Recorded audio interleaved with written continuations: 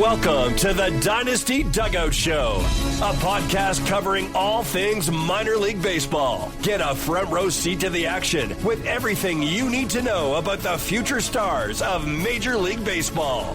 And now, here's your host, Chris Clegg. Welcome into another edition of the Dynasty Dugout Show. My name is Chris Clegg. I'm the host of the Dynasty Dugout Show and the founder of the DynastyDugout.com. Today we're going to break down outfield prospects. This will probably be a two-parter, much like the shortstop episode, just given how deep the outfield is, how much talent there is in the minors with outfielders. But we're going to talk at least probably the top 10 outfielders in the minors, if not more. But as always, this episode is sponsored by Connect Roasters, Ian Happ's Coffee Company. I have my coffee right here.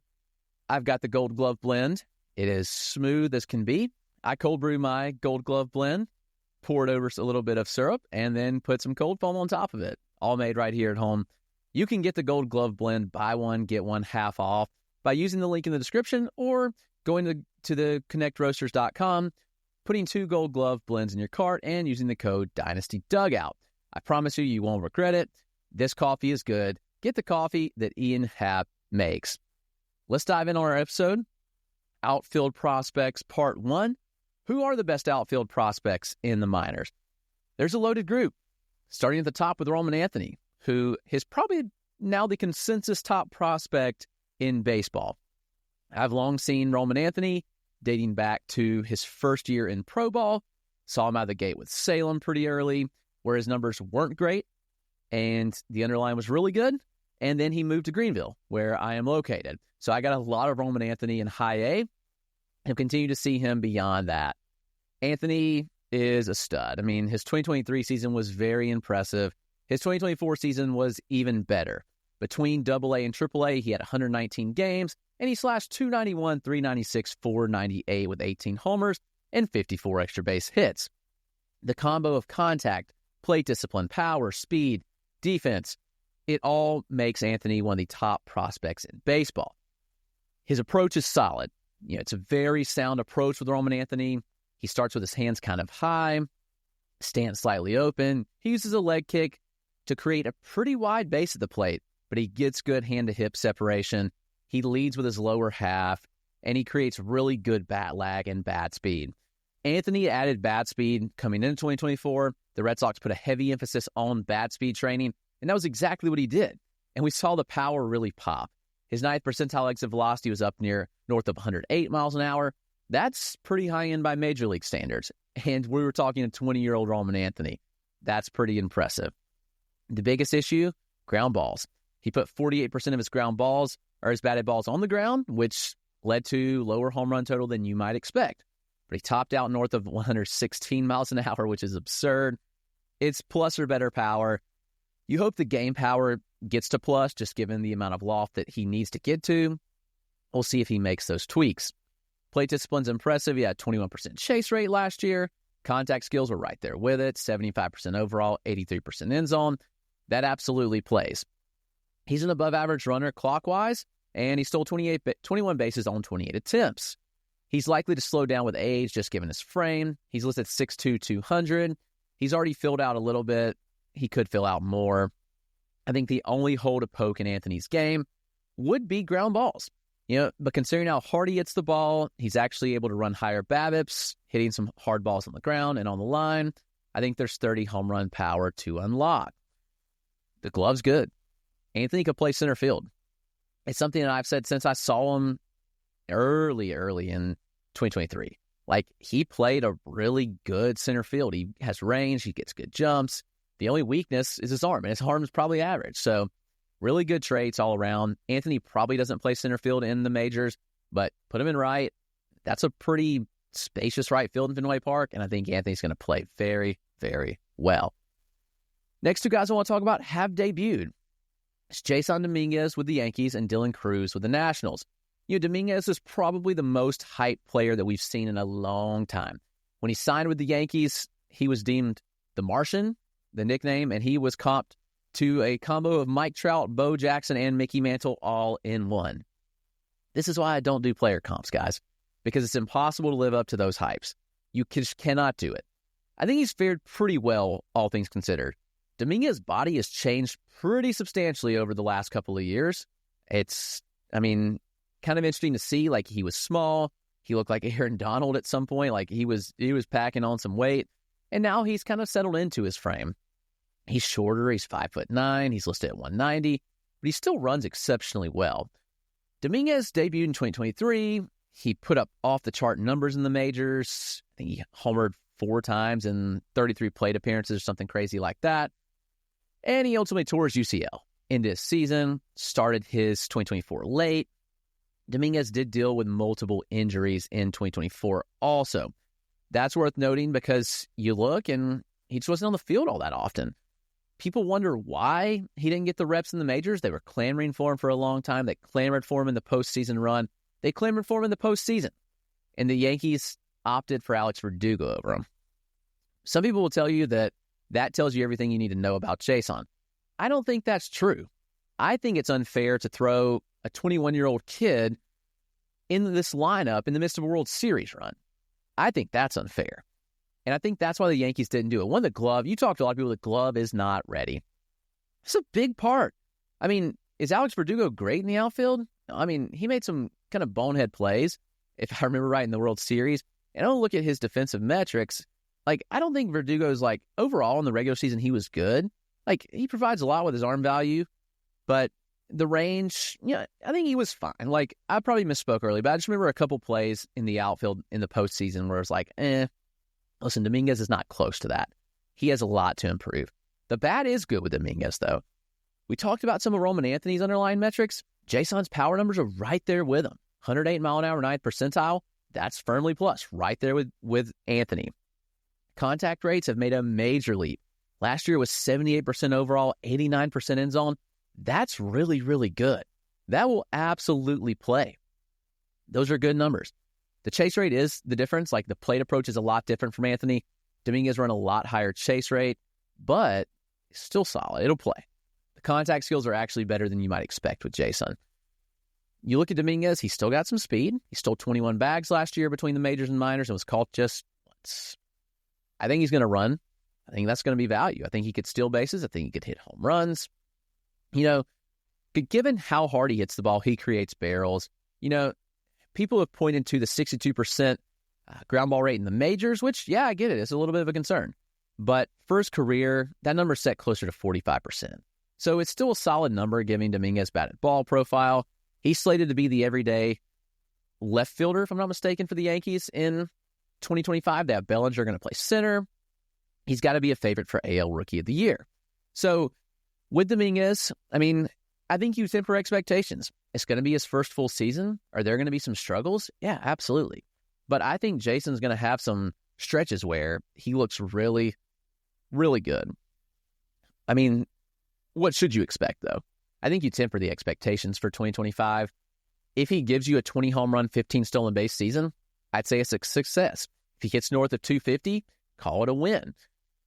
Most people are way too high on prospects and what they expect from him out of the gate. But remember, there's a major adjustment period. The gap from AAA to the majors is larger than ever.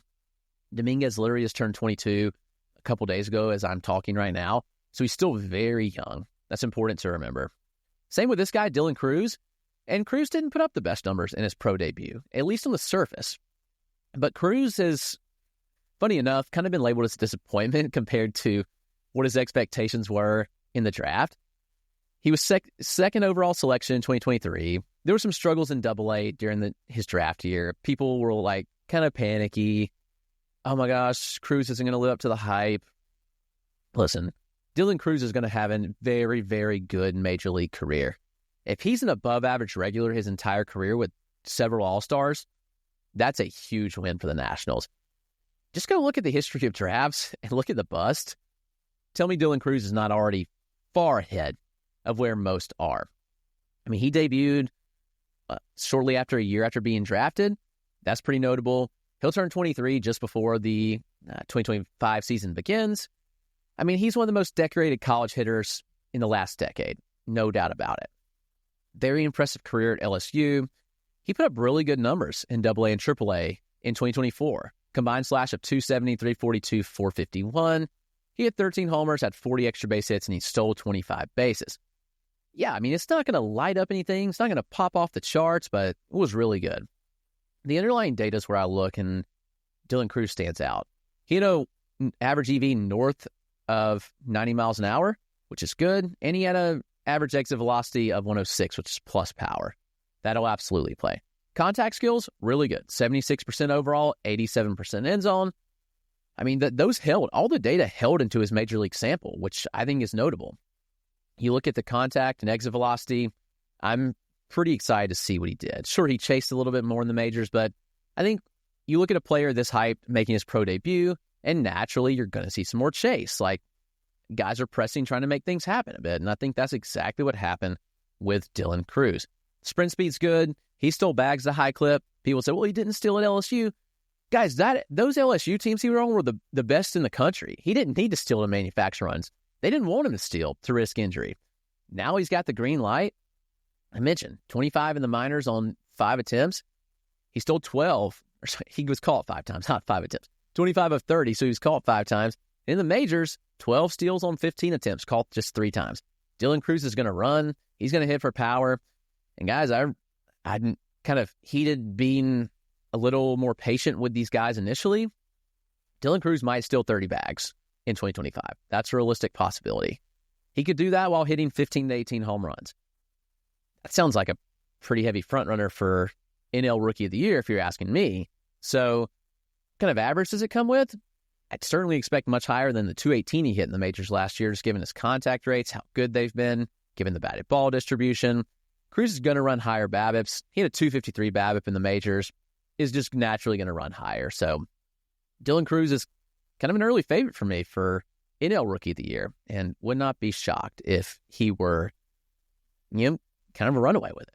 Matt Shaw's going to contend. There's several guys that are going to contend. Roki Sasaki, if he throws enough, but I like Dylan Cruz's opportunity a lot. Let's talk about Max Clark with the Detroit Tigers. I mean, when you look at a 5-tool player, Clark comes to mind. He does everything extremely well. He's a 70 runner. He plays excellent center field defense. He's got a great hit tool. The question is the power. Will Max Clark get to enough power? His frame's a little smaller. He's kind of physically maxed out. But again, we were looking at a 19-year-old last year. And a 19-year-old that had some major success from single A to high A. The contact rates, as I mentioned, was a 79% overall and a 90% end zone. Those are impressive marks, even at the lower levels.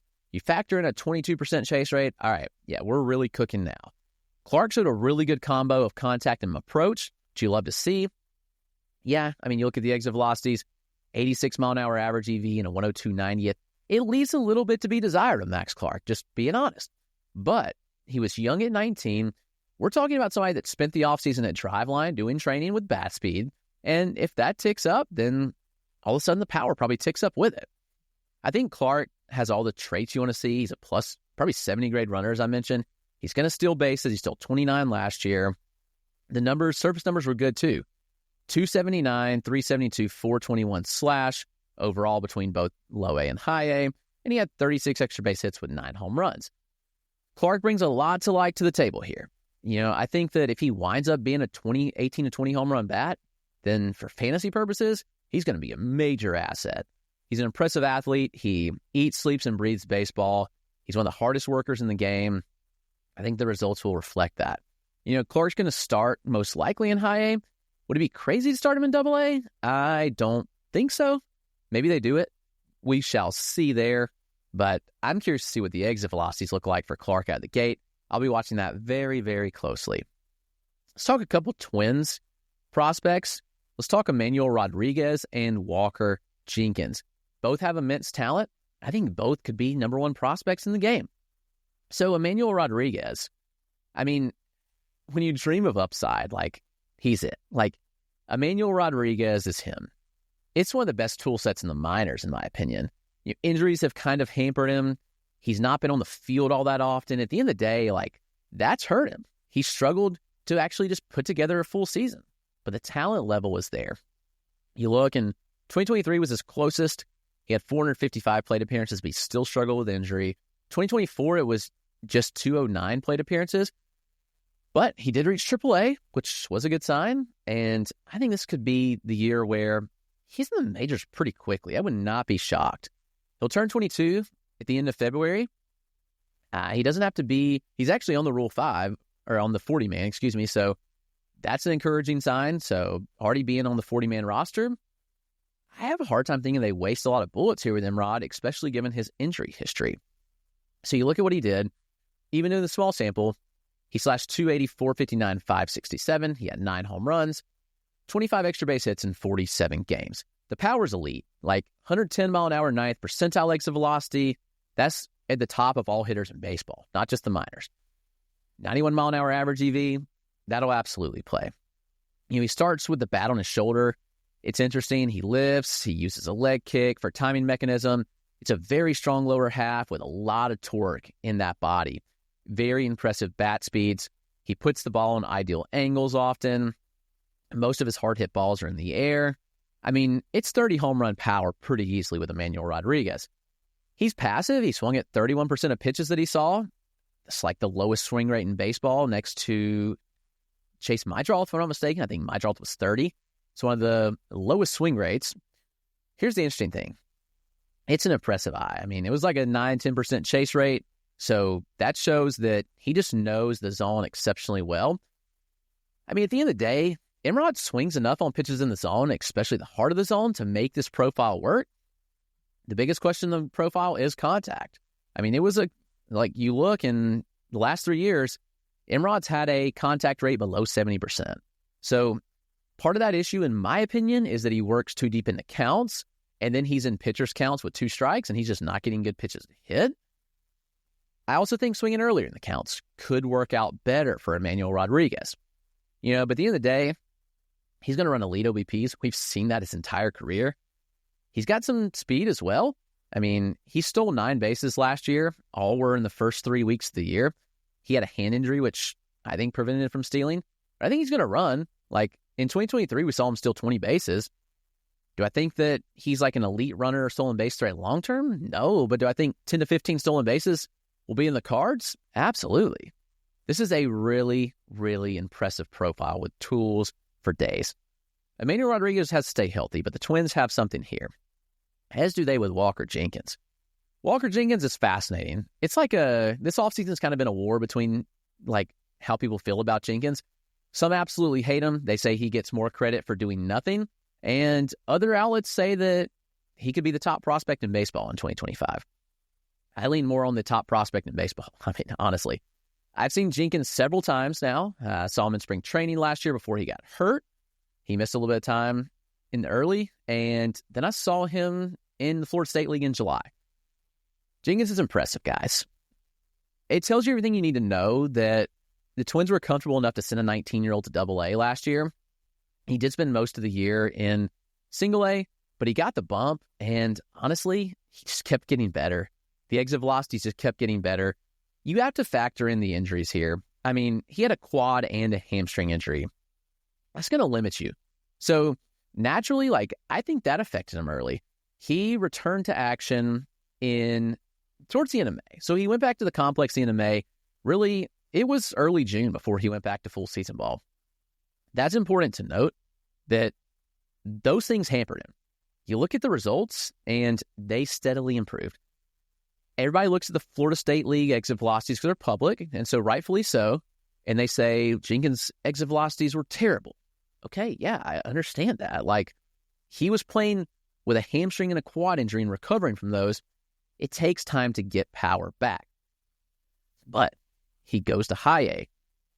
He split actually most of the year between single A and high A. He had 151 plate appearances in single A, 152 in high A, and then he ends the year having, I think, a week in Double A, 28 plate appearances. The exit velocities improved when he went to high A. They improved when he went to Double A. We saw his hardest hit balls after he left the Florida State League. Actually, he broke his max EV in the Florida State League multiple times after moving up. And yes, I mean, you still factor it all in. The 9th percentile EV was below MLB average.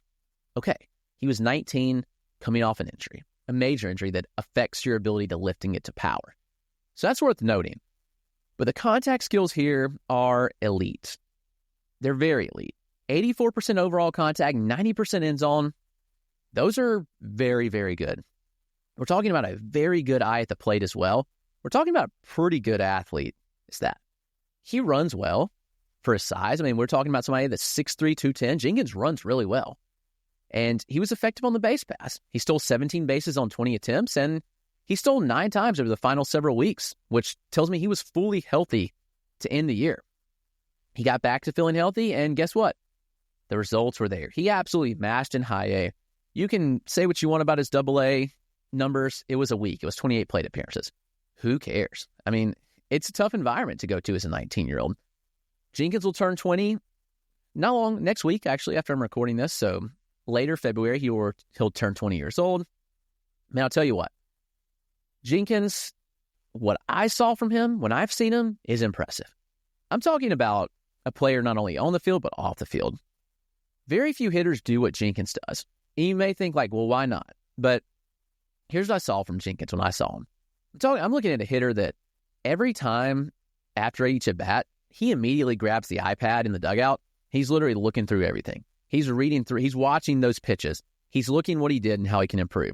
Also something that I never see, especially with prospects, after at bats, like I think there was a bat where he grounded out, and I saw him, and he literally, before, I forgot even who it was in the on-deck circle, but he pulled him real quick. He was like, he was talking through the pitch progression with him. He talks to the hitter that would have been in the hole when he was at bat. He literally spent like 3 minutes with that hitter just walking through like what to look for. That's a sign of a good leader, in my opinion. I like the way Jenkins went about his business. I like the way that he is just a gamer. There's things that are just sometimes just built different about a player that you can't really coach, and I think that Jenkins has some of those traits.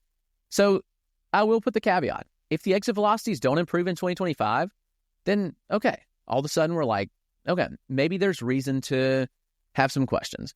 But at the end of the day, like, I'm not that worried, because when you look at the exit velocities, people are like throwing these pretty bad like power numbers on him. Like, oh, like this was like a 40 grade power. His 9th percentile EV was still over 2.5 miles an hour above his average for his age. And he's 6'3", 210. And he's got bat speed. And he's not selling out for power. If you watch him, it's just put the bat on the ball kind of approach. If you don't think this guy's going to get to more power, I think it's crazy, in my opinion. If I'm wrong, I'm wrong. I'll eat it. But I think Jenkins is going to get to more power for sure. Let's switch over to an interesting kind of player. I talked about Dalton rushing in the catcher episode, so you can go back and check that out. But Rushing is playing outfield. Does he make the transition there full time? I don't believe so. Rushing's good behind the plate. He's improved substantially as a catcher. They've got Will Smith locked up.